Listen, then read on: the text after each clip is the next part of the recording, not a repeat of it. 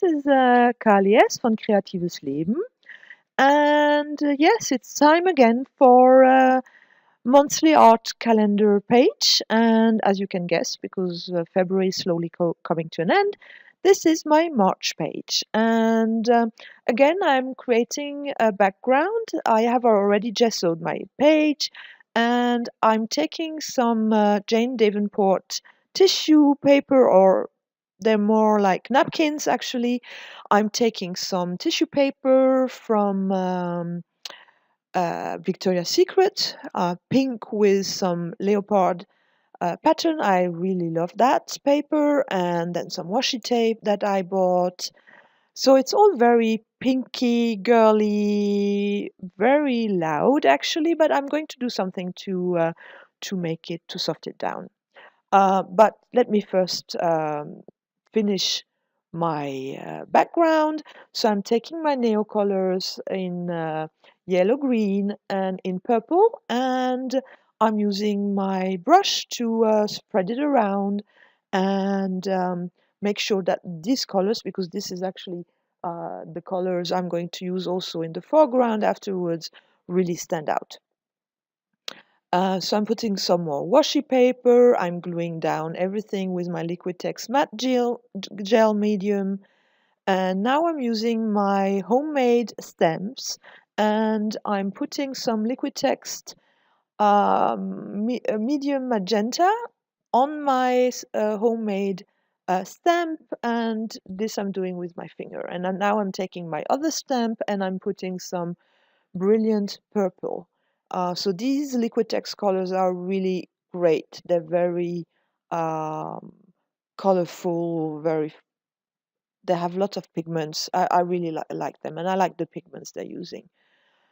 Um, I'm using also some green, the vivid lime green, and this I'm going to put onto my leaf. So it's again, it's a stamp that I made, and I'm putting this on my page. And obviously, because the page is for March, my topic is spring, so I'm doing something around um, creating a very flowery, springy page. That's basically what I'm doing.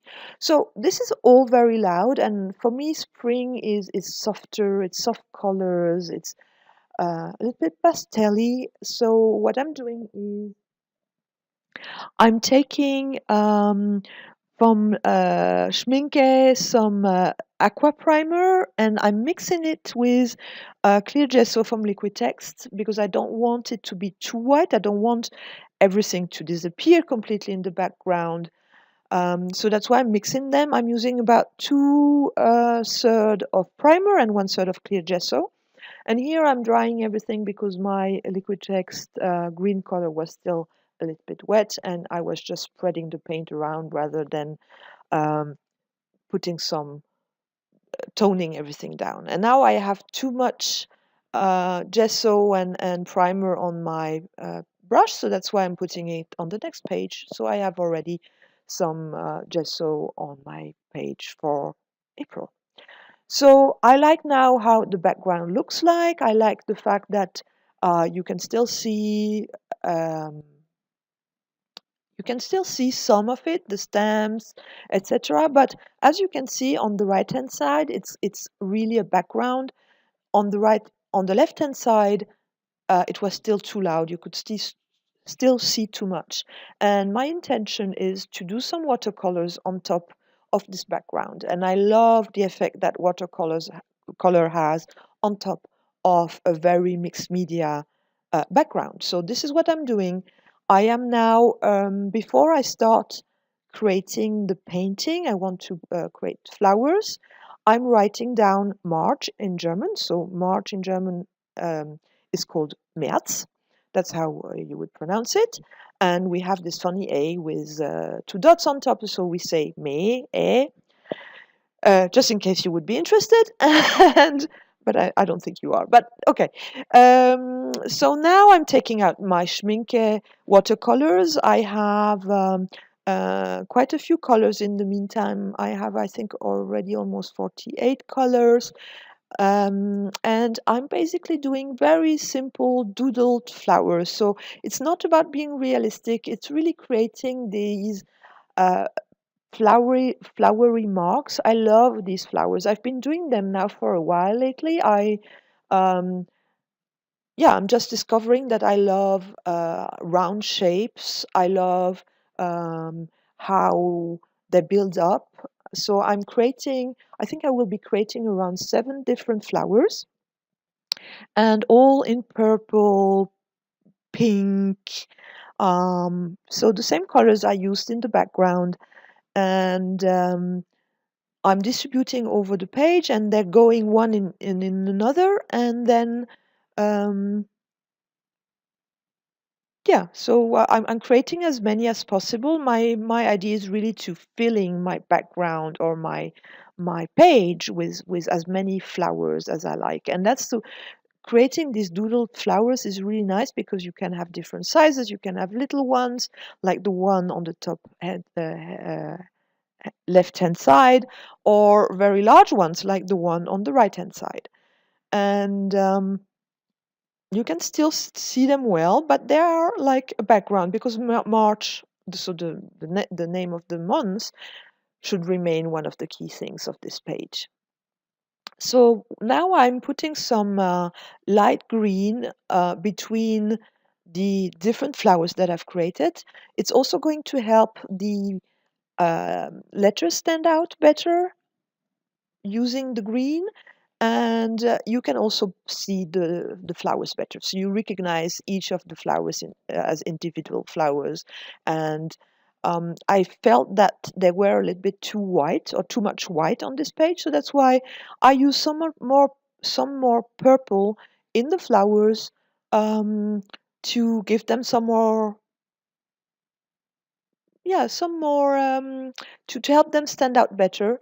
And I'm just using different tints or different kinds of pink, purple, magenta, whatever I felt would work best.